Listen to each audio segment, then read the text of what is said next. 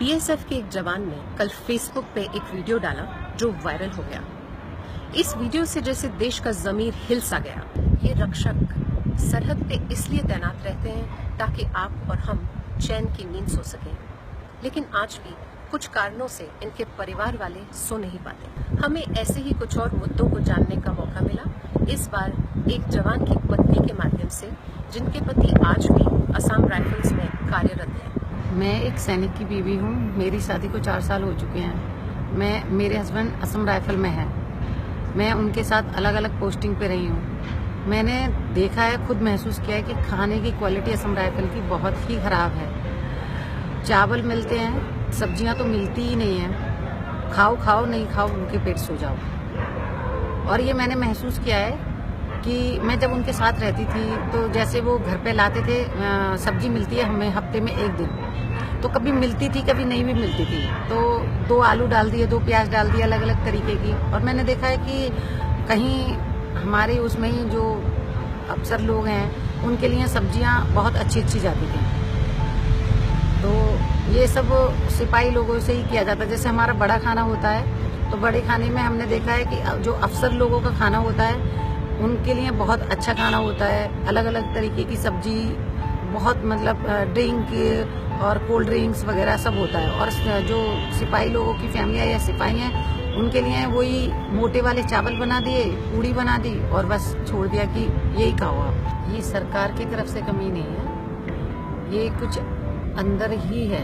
सरकार की तरफ से तो सप्लाई ठीक आती है और फैसिलिटीज़ भी होती है, और ये अंदर से ही ऐसा है कि जवान तक नहीं पहुंच पाती है। मैं प्रेग्नेंट थी, मुझे 6 मंथ हो चुका था। मुझे ना ही तो कोई दवाई मिली थी और ना ही मुझे कोई इंजेक्शन वगैरह लगा। मैं कई बार हॉस्पिटल के चक्कर काट चुकी थी, तो मैं बोलती थी जाके कि या तो आप मुझे यहाँ पे हॉस्पिटल में इंजेक्शन वगैरह की सुविधा कीजिए और नहीं तो हमें बाहर भेजो। तो वो कहते थे वहाँ पे डॉक्टर की स्कॉट्स वगैरह हो जाएगा तो आप इंजेक्शन लगवाने चले जाना। फिर हम पूछते थे कि हमें स्कॉट मिलेगा क्या, तो कहते कि नहीं, अब 1-2 फैमिली और इकट्ठी हो जाए फिर स्कॉट मिलेगा, तब आप सिविल में जाना इंजेक्शन लगवाने। कुछ जगह ऐसी हैं कि जहाँ पे ना ही तो डिलीवरी की सुविधा है, ना ही इंजेक्शन की सुविधा है, ना ही जो छोटे बच्चे हैं उनके डॉक्टर बैठे हुए हैं। कुछ जगह तो ऐसी हैं कि दवाइयाँ भी नहीं मिलती हैं। अगर मतलब बुखार है या कुछ और परेशानी है, वो एक ही दवाई चलाते रहेंगे, दवाई मिलेगी नहीं आपको, और बाहर जाने नहीं देते हैं। परेशानी तो है, बहुत परेशानी है।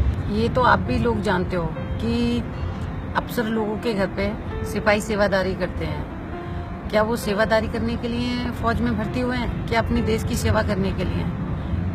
अफसर लोगों के जाके वो खाना बनाते हैं, जूते पॉलिश करते हैं, ये काम उनका है। बर्तन मांजते हैं, ये काम उनका है। उनका काम है हथियार पकड़ने का, तो ना कि सेवादारी करने का। सेवादारी ना करा के उनको हथियार पे ही रहने दीजिए।